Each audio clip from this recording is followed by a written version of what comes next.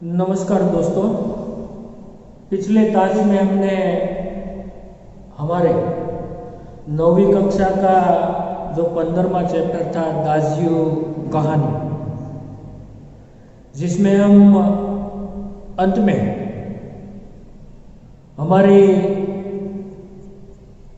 किताब की page number 66 के ऊपर, मतलब के 66 पेज के ऊपर कुछ इस प्रकार की बातें कर रहे थे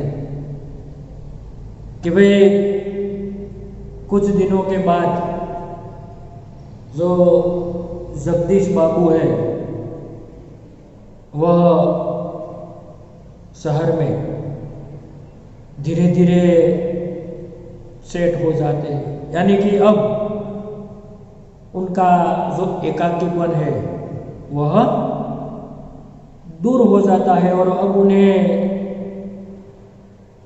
जो पराये शहर का चौक, कैफे, वहाँ का जो वातावरण है, वहाँ का जो माहौल है, उन माहौल में वह रंग जाता है और उन्हें लगता है कि अब ये स्थान, ये जगह, ये अपने लिए जो नया नया शहर था वह उनके लिए अब परिचित सा नजर लगने लगता है। और अब उसे ऐसा लगता है कि भाई ये जो मदन है वह मुझे क्यों बार बार दाजू दाजू कहकर पुकारता रहता है, क्यों दाजू दाजू कहकर कहता है। वह उन्हें अब अच्छा नहीं लगता है। इसलिए मगन तो एक ऐसा था कि जो होटल में जगदीश बाबू आए नहीं है और वह एक टेबल पर से दूसरी टेबल जाते हिलते चलते सभी प्रकार वह एक ही था जो बार बार उन्हें दाजू दाजू बोलता रहता था, बार बार दाजू दाजू उसे पुकारता रहता था। और अब ये दाजू कहना जगदीश बाबू को बुरा लगने लगता है, अच्छा नहीं लगता है। यानी कि मदन था कि दूसरी टेबल से भी वह दाजू ऐसा वह पुकारता रहता है। तो अब यहाँ से आगे इस कहानी को दोस्तों हम बढ़ाए तो कि भाई जगदीश बाबू कहता है पेज नंबर 67 के ऊपर, दोस्तों पिछले ताश में हम जहाँ पर ठहरे थे वहां से आगे, मदन इधर आओ। आया दाजू। दाजू शब्दों की आहुति पर जगदीश बाबू ने मध्यम वर्गीय संस्कार जागृत। अब ये जो दाजू शब्द की जो आहुति है, जो बार बार उसे दाजू शब्द मदन दोहराता है, उस पर अपना जो मध्यम वर्गीय जो उसका परिवेश था, वह मध्यम वर्ग में जो पले पोसे थे, वह उसका संस्कार अब जाग उठते हैं और अपनत्व की पतली डोरी अहम की तेज धार के आगे न टिक सकी। अर्थात जे अजाण्या शहરની અંદર પોતાનું જે આપણાપણાનો જે લાગણીનો સંબંધ હતો એ પોતાના મધ્યમ વર્ગના પોતાના મધ્યમ વર્ગના પોતાના માન સામે, પોતાના સ્વમાન સામે હવે ટકી શક્યું નહીં। અર્થાત कि तेज धार के आगे अब न टिक सके। दाजू चाय लाओ। चाय नहीं। जगदीश बाबू क्रोध में आ जाते हैं, गुस्से में आकर उन्हें कहता है, जिसे वो मदन बेचारा कहता है दाजू चाय लाओ, तब वह कह देता है, क्या कहता है, चाय नहीं। लेकिन यह दाजू दाजू क्या चिल्लाते रहते हो दिन रात? શું કહે છે કે ભાઈ તું આ વારંવાર દાજુ દાજુ શું રાડો પાડ્યા રાખે રાત અને દિવસ સતત, એમ કરીને ક્રોધમાં આવેશમાં આવીને એમને गुस्से થાય છે, खिजाए जाए से। किसी की प्रेस्टीज का ख्याल भी नहीं है तुम्हें। क्रोध में आकर क्या कह देता है जगदीश बाबू कि तुम्हें किसी की प्रेस्टीज का भी ख्याल नहीं है। दोस्तों तो प्रेस्टीज शब्द दोस्तों ये इंग्लिश शब्द है जिसे हम हिंदी में कहेंगे इज्जत, जो शब्दार्थ रूप में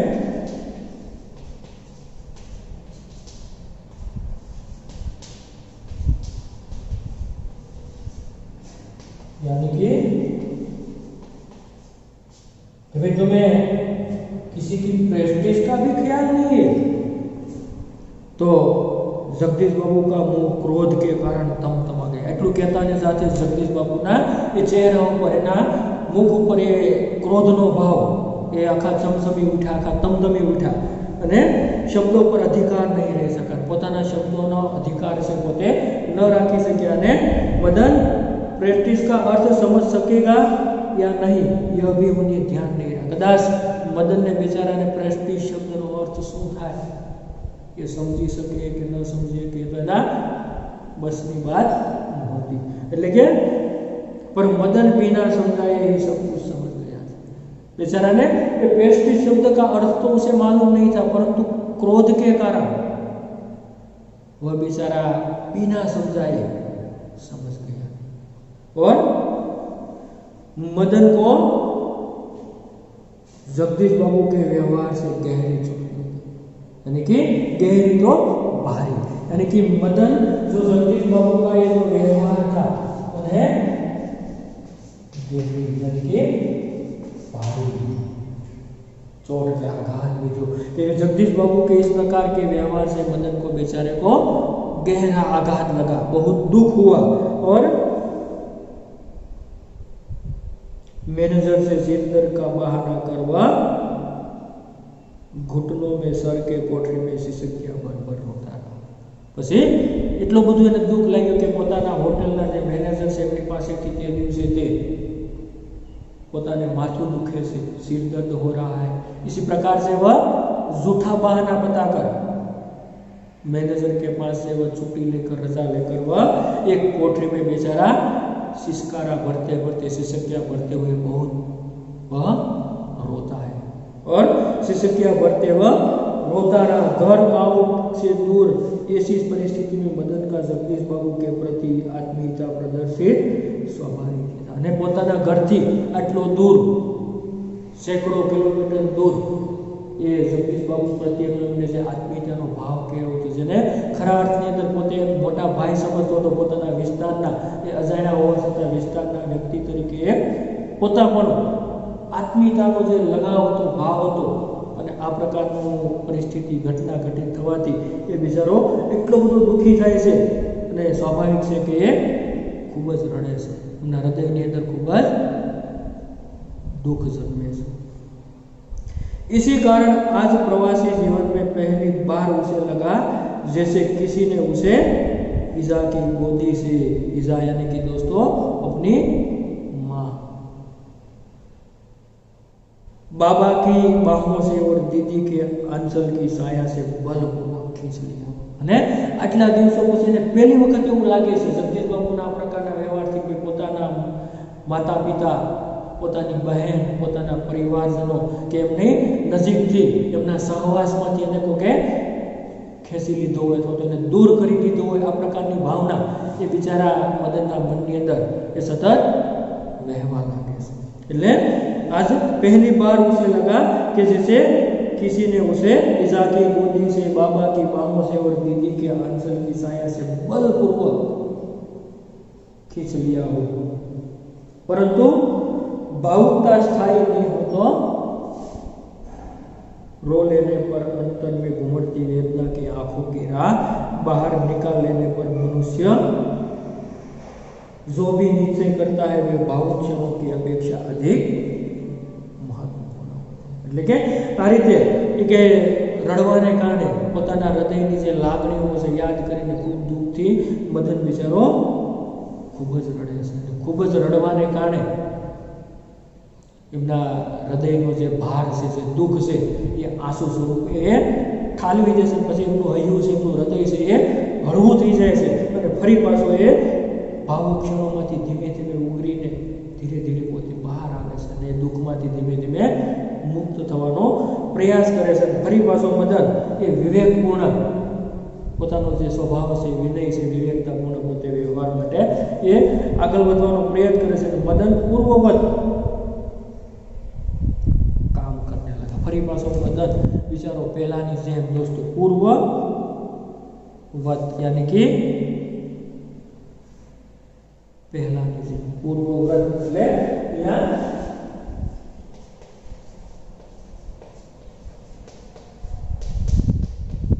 पहले की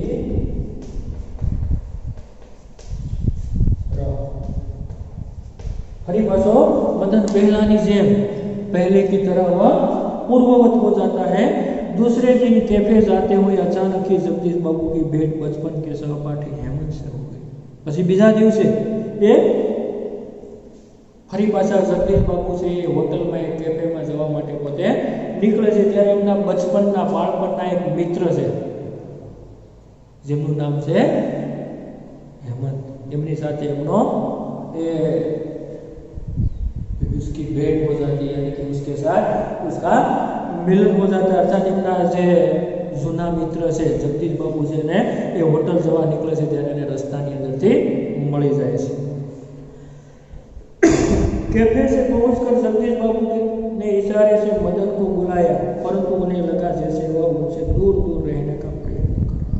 પછી એ કેફેની અંદર પહોંચીને જગદીશ બાબુ એ ઈશારો કરીને મદનને બોલાવવાનો પ્રયાસ કર્યો અથવા તો બોલાવ્યો, પણ એવું લાગે છે કે वह उनसे दूर दूर रहने का प्रयत्न कर रहा। दूसरी बार बुलाने पर ही मदन आया। पहली वखत જ્યારે બોલાવવાનો પ્રયાસ કરે છે ત્યારે મદન છે ઉલટાનો એનાથી દૂર દૂર રહેવા માટેનો પ્રયાસ કરતો હોય એવું એમને અનુભવાય છે। ફરી પાછો જગદીશ બાબુ છે મદનને બોલાવે છે। ફરી વખત જગદીશ બાબુ મદનને પોતાની પાસે બોલાવે છે ત્યારે मदन से अपनी पास आवे है, यानी कि दूसरी बार बुलाने पर मदन यहाँ पर आता है और आज उसके मुंह पर वो मुस्कान न थी और न ही उसने क्या लाવું લાજ્યું कहा। એટલે કે પહેલાની જે માથે ફરી પાસે જગદીશ બાબુ બોલાવે ત્યારે એમના એ ચહેરા ઉપર પહેલાના જેવું હાસ્ય નહોતું, પહેલાના જેવું સ્મિત નહોતું, પહેલાના જેવી એમના ચહેરા ઉપર प्रसन्नता नहोती, मुस्कान नहीं थी।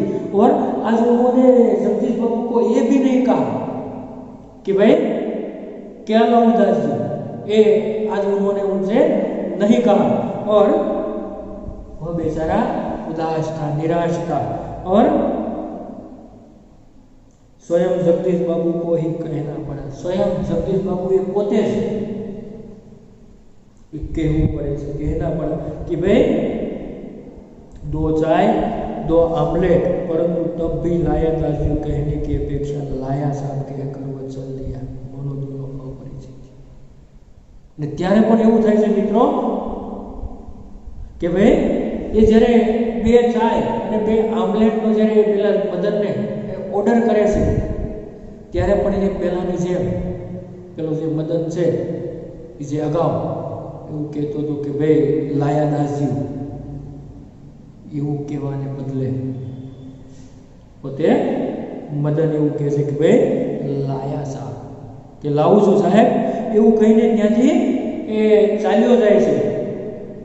જાણે કે બંને કોઈ પરિચિત જ નથી, એટલે કે અપરિચિત હોય, બંને એકબીજાને ઓળખતા ન હોય, બંને અપરિચિત હોય, બંને અજાણ હોય, આ પ્રકારનો વ્યવહાર હવે આ મદન બેચારો એ જગદીશ બાબુ સાથે કરવા લાગે છે।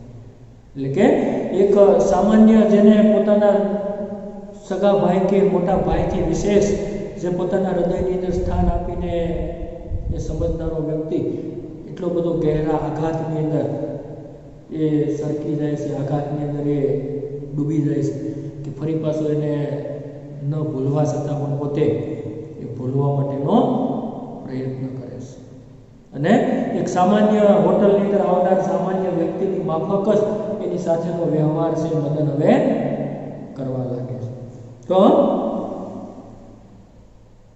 શું કહે છે, शायद पहाड़िया है, हेमंत ने अनुमान लगाकर पूछा। પછી એમનો જે જગદીશ બાબુનો જે મિત્ર એમની બાજુમાં બેઠો છે કેફેની અંદર આવ્યો છે ને પોતે જગદીશ બાબુને કહે છે કે કદાચ આ પહાડી બાળક લાગે છે, शायद पहाड़िया है, कदाच आ पहाड़ी से उन्होंने पूछा। ત્યારે जगदीश बाबू हाँ रूखा सा उत्तर दे दिया जगदीश बाबू ने और वार्तालाप का विषय बदल दिया। એટલે કે એ કોરે કેરો ખાલી જવાબ આપવા ખાતર ભાઈ હા આવો એક ટૂંકમાં જવાબ આપી અને આખા એ વિષયને આખી એ વાતને એ બદલાવી નાખે છે, મતલબ એ વાત આખી એ વિષયને આખો ટાળી દે છે, એટલે કે એ વિષય ઉપરથી પોતે અન્ય વિષય ઉપર વાત કરવા માટે પ્રેરાઈ રહે છે. મદન ચાય લઈ આવ્યા હતા, એટલી વાતની અંદર મદન ક્યાં આવી અને જગદીશ બાબુ માટે એ ચા છે એ લઈને આવી રહ્યા હતા, यानी कि मदन चाय ले आया था. फिर क्या नाम है तुम्हारे लड़के? हेमंत ने एहसान चढ़ाने की गरज से पूछा. लेकिन हेमंत से પોતાનો એહસાન એના ઉપર કરતો એવા ભાવથી, એહસાન જતાવવાના ભાવથી એ મદનને એવું પૂછે છે કે ભાઈ क्या नाम है तेरा लड़के? तो कुछ क्षणों के लिए टेबल पर गंभीर मौन छा गया. એટલે કે કેટલીક ક્ષણો સુધી થોડાક સમય માટે એ ટેબલ ઉપર एक प्रकार से गंभीर सा मौन छा गया. अर्थात वो जो मदन था वो बेचारा कुछ बोलता नहीं, एकदम शांत रहता है, वह मौन रहता है, वह कुछ बोलता नहीं है. तब जगदीश बाबू की आंखें चाय के प्याले पर ही झुकी रहती है. इसी वक्त जब मदन कुछ जवाब नहीं देता है, कुछ प्रत्युत्तर नहीं देता है, उसके नाम पूछने से कुछ कहता नहीं, तब जो वही टेबल पर जो चाय की कप जो रखा हुआ था, वही कप के ऊपर जगदीश बाबू की निगाहें, जगदीश बाबू की नजरें उन पर टिकी हुई थी और मदन की आंखों के सामने विगत स्मृतियां घूमने लगी. और इसी वक्त जो मदन की आंखों के सामने जो विगत स्मृतियां दोस्तों, यानी कि जो बीती हुई यादें, विगत स्मृति यानी कि जो बीती हुई यादें थी उनके जीवन में, जो अगाव जो आगे जो घटित हुई थी इसी घटनाएं, उसी बीती हुई विगत स्मृतियां उनके चेहरे पर, उनके आंखों के सामने वह उन्हें याद आने लग रही थी. और जो विगत स्मृतियां उसे घूमने लगी. जगदीश बाबू का एक दिन ऐसे ही नाम पूछना, अर्थात से पहली वक्त જ્યારે પરિચય થયો, જ્યારે જગદીશ બાબુ આ શહેરની અંદર નવા હતા અને ત્યારે પહેલી જ વખત જ્યારે જગદીશ બાબુએ આ વખતે, એટલે કે તે વખતે આમ જ હેમંતની જેમ જ આ પેલા મદનને એનું નામ પૂછ્યું હતું, એ યાદ ફરી પાછી અહીંયા આ ક્ષણે ये स्मृति स्वरूप याद आवा लागे से. तो फिर दादी आपने तो कल थोड़ा ही खाना, एक एक स्मृति, एक एक याद, उसके प्रत्युत्तर में जो जगदीश बाबू बोले या न बोले, उसका एक छोटा भाई होकर उनका जो ख्याल रखता हो, उसी तरीके से वह उन्हें कह देता था कि भाई कल तुमने बहुत कम खाना खाया था. इसी प्रकार ये जो जगदीश बाबू को जो मदन पूछता था, उसी प्रकार उन्हें ये कह देते हैं कि दादियों आपने तो कल बहुत थोड़ा ही खाना खाया और एक दिन किसी की प्रेस्टीज का ख्याल नहीं रखना, और एक दिन जो वही विगत स्मृतियां के साथ साथ उन्हें जगदीश बाबू के से कहने पर कि भाई तुम किसी प्रेस्टीज का, किसी की प्रेस्टीज का भी तुम्हें ख्याल नहीं रहता, ऐसा जगदीश बाबू के स्वर से उन्हें कहना. और साथ ही जगदीश बाबू ने आंखें उठाकर मदन की ओर देखा, जैसे विगत स्मृति के साथ अपनी जो झुकी हुई नजरें थी, अपनी जो आंखें झुकी हुई थी, वह आंखें उठाकर मदन के सामने जगदीश बाबू आंखें उठाकर देखते हैं और उन्हें लगा जैसे अभी वह ज्वालामुखी सा फूट पड़ेगा. એ વખતે એમને એવું લાગ્યું કે એ જ્વાળામુખીની જેમ હમણાં જ ફાટશે, અર્થાત એ પોતે ક્રોધમાં ને ક્રોધમાં, આવેશમાં ને ગુસ્સામાં જ એક હમણાં જ પોતાના ઉપર જ્વાળામુખીની જેમ એ તૂટી પડશે, ફાટી પડશે, એ આવો આભાસ, આવો ભાવ એ જગદીશ બાબુને लागवा માંડ્યો। हेमंतने आग्रह के स्वर में दोहराया, क्या नाम है तुम्हारा? फरी पाछो ए हेमंते आग्रह करतो एवा भावथी एक आग्रहना स्वरनी अंदर फरी पाछो ए पोतानी एनी ए वातने पोताना एना ए विधानने फरी पाछो ए दोहरावे छे, पूछे छे कि भाई शुं नाम छे तारू? क्या नाम है तुम्हारा?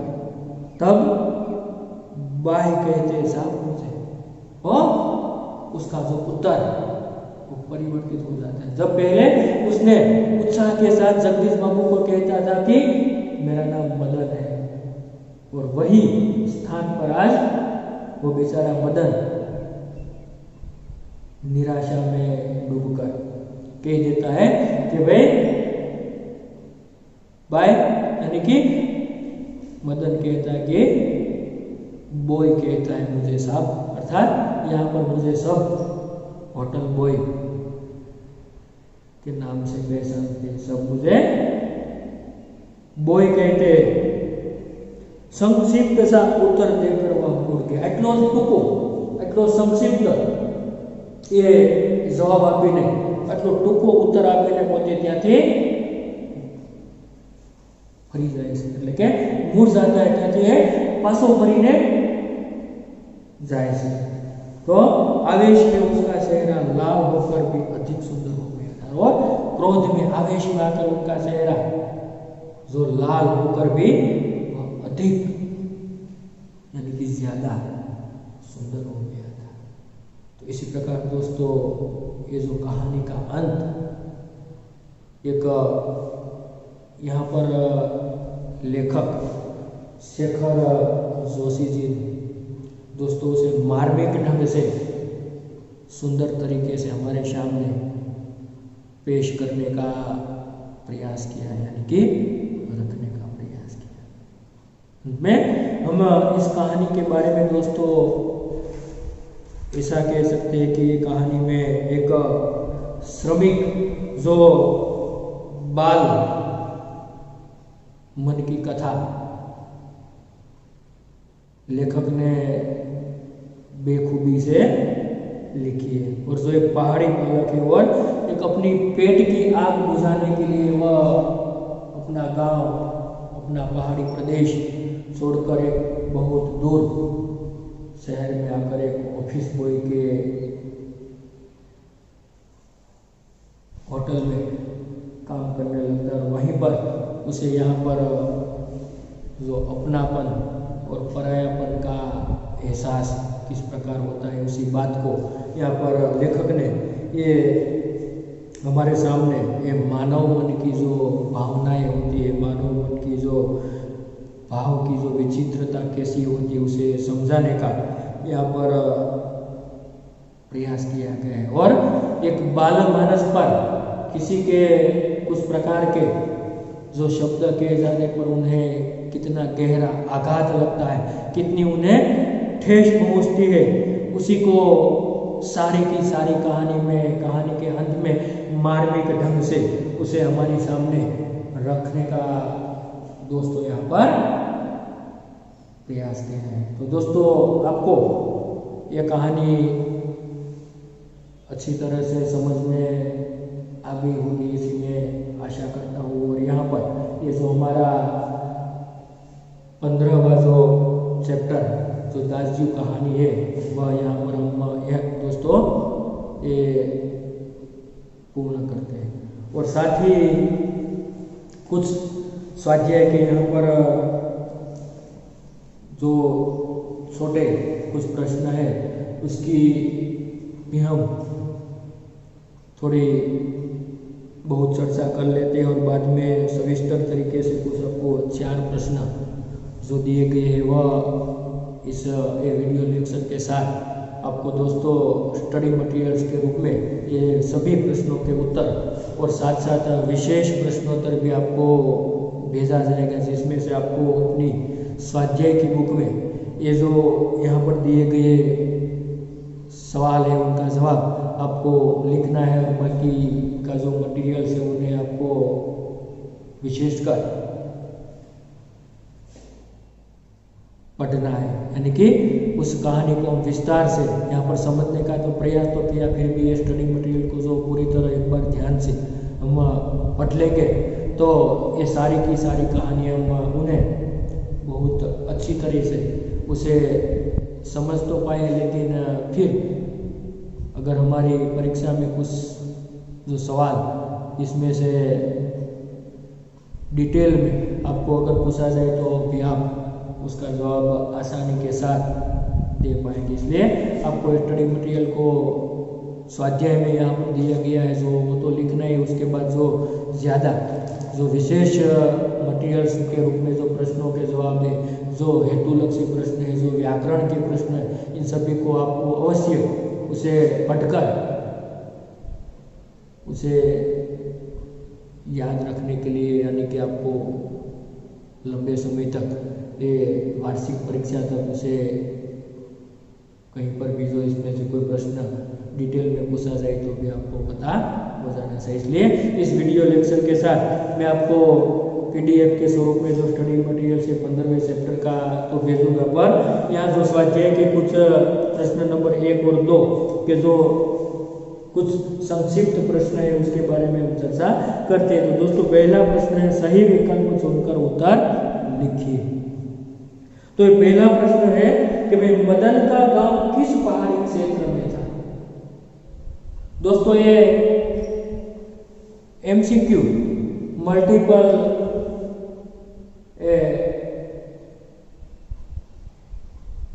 क्वेश्चन, जो मल्टीपल चॉइस क्वेश्चन जिसे हम कहते हैं हेतुलक्षी, यानी कि जो विकल्प टाइप ना प्रश्न है स्वरूप में अपने 2 प्रश्न आपવામાં આવ્યા છે। पहलो प्रश्न है मदन का गांव किस पहाड़ी क्षेत्र में था।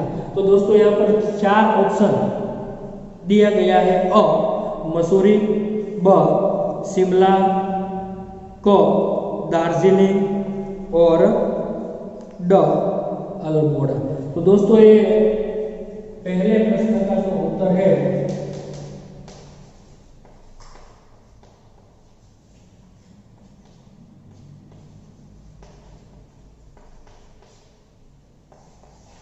तो इसका उत्तर हम कौन सा दे पाएंगे कि भाई मदन का गांव किस पहाड़ी क्षेत्र में, जो हमने कहानी में पढ़ा कि भाई तो हम कहेंगे विकल्प छोटा है अल्मोड़ा। फिर दूसरा सवाल है यहाँ पर कहानी के अंत में नए ग्राहक हेमंत को मदन ने अपना नाम क्या बताया। लेकिन वार्ता कहानी जયારે પૂર્ણ થાય છે ત્યારે કહાનીના અંતની અંદર એ મદને જે જગદીશ બાબુના મિત્ર એમને નામ પૂછે છે ત્યારે कहानी के अंत में नए ग्राहक हेमंत को मदन ने अपना क्या नाम बताया। हेमंत ने मदने પોતાનું નામ શું બતાવે છે કહાનીની અંદર। તો 4 વિકલ્પો છે મિત્રો, અ મદન, બ પહાડો, ક બોય और ड बेस। तो मित्रों આપણે એનો ઉત્તર લખી શકીએ કે મદન ને છેલ્લે પોતાના હેમંત ને પોતાનું નામ છે છેલ્લે શું બતાવ્યું હતું કની અંદર बाय, यानी कि लोग मुझे बॉय कहते हैं, होटल बॉय, इसी प्रकार से उसका नाम उन्होंने बताया था। तो इस प्रकार ये 2 सवाल थे। उसके बाद प्रश्न नंबर 2 है, इसमें एक वाक्य में उत्तर दीजिए। तो दोस्तों इसमें पहला सवाल भी कुछ इसी प्रकार का सरल है कि भाई मदन का गांव किस पहाड़ी क्षेत्र में था। कि भाई मदन નું ગામ क्या पहाड़ी विस्तार ની અંદર હતું, क्या पहाड़ी क्षेत्र ની અંદર હતું। तो सीधी જ बाबत से આપણે સરળતાથી જવાબ આપી શકીએ કે ભાઈ मदन का गांव अल्मोड़ा के पहाड़ी क्षेत्र में था। कौन सा जवाब आएगा ये अल्मोड़ा। अपने हेतुलक्षी में टूका प्रश्न में करिए आ રીતના જવાब મેળવીએ सके अल्मोड़ा के पहाड़ी क्षेत्र में था। त्यार पछीनो बीजो सवाल है मित्रों कि नए ग्राहक हेमंत को मदन ने अपना नाम क्या बताया। तो भी उसका सवाल का जवाब भी प्रकार कि भाई जो विकल्पों में दिए गए सवाल है उन्हीं के जवाब भी यहाँ पर जो एक एक वाक्य में उत्तर लिखिए तो मित्रों यहाँ मात्र विकल्प से पण આપણે અહીંયા જ્યારે વાક્યની અંદર જવાબ આપવાનો હોય છે હેતુલક્ષી પ્રશ્ન બની જતો હોય તો આપણે જવાબ એવો આપવો પડે કે ભાઈ નए ग्राहक हेमंत को मदन ने अपना नाम बॉय बताया। इसी प्रकार हमको पूरे वाक्य में इसका जवाब लिखना यानी कि लिखना पड़ता है। फिर तीसरा सवाल है जगदीश बाबू के व्यवहार से मदन को चोट क्यों लगी। तो हम बता सकते हैं कि भाई जगदीश बाबू के व्यवहार से मदन को चोट लगी क्योंकि अपने प्रति उसके अपनत्व का उन्होंने प्रहार किया था। कि भाई जगदीश बाबू के व्यवहार से मदन को चोट इसलिए लगी कि उन्हें अपने प्रति उसके जो अपनत्व था એટલે કે પોતાના પ્રત્યે પોતાનું જે પોતાપણું હતું અપનત્વ હતું એના ઉપર જગદીશ બાબુએ પ્રહાર કર્યો હતો એટલા માટે એ અહીંયા મદનને આઘાત લાગે છે ચોટ લાગે છે એ રીતે મિત્રો એ પ્રશ્નનો જવાબ પણ આપણે સરળતાથી આપી શકીએ એટલે કે એ ટૂંકા પ્રશ્નો હતા। ત્યાર પછી મિત્રો પ્રશ્ન નંબર 3 ની અંદર સવિસ્તર ઉત્તર દીजिए। तो 4 प्रश्नों ये आपको आवेला है। जगदीश बाबू को पहले नए शहर का आकर कैसा लगता है। तो मित्रों ये प्रश्नों ना उत्तर अपने कहानी ની અંદર સારી રીતે સંપૂર્ણ કહાનીને આપણે સમજી ચૂક્યા છીએ એનો અભ્યાસ પણ કરી ચૂક્યા છીએ એટલે એ ચારે ચાર પ્રશ્નો છે એ તમે કહાની સમજ્યાના આધારે સરળતાથી એ પણ તમે મૌલિક રીતે આપી શકો એવા સરસ મજાના પ્રશ્નોના ઉત્તર છે એટલે કે એની અહીંયા આપણે ચર્ચા એ ન કરતા તમને વિશેષ એ જે અગાઉ તમને કીધું એમાં આ પાઠનું એ સંપૂર્ણ સ્ટડી મટીરિયલ છે એ મિત્રો તમને આ વિડીયો લેક્ચરની સાથે મોકલવામાં આવશે જેનો તમે જે જરૂરી છે એને સ્વાધ્યાયની પાકી બુકની અંદર વ્યવસ્થિત સારા અક્ષર લખી લેજો। બાકીનું જે સ્વાધ્યાયમાં નથી એ સિવાયના પ્રશ્નો છે તમારા વિશેષ અભ્યાસ માટે આપવામાં આવેલા છે જેનો પણ તમે ધ્યાનથી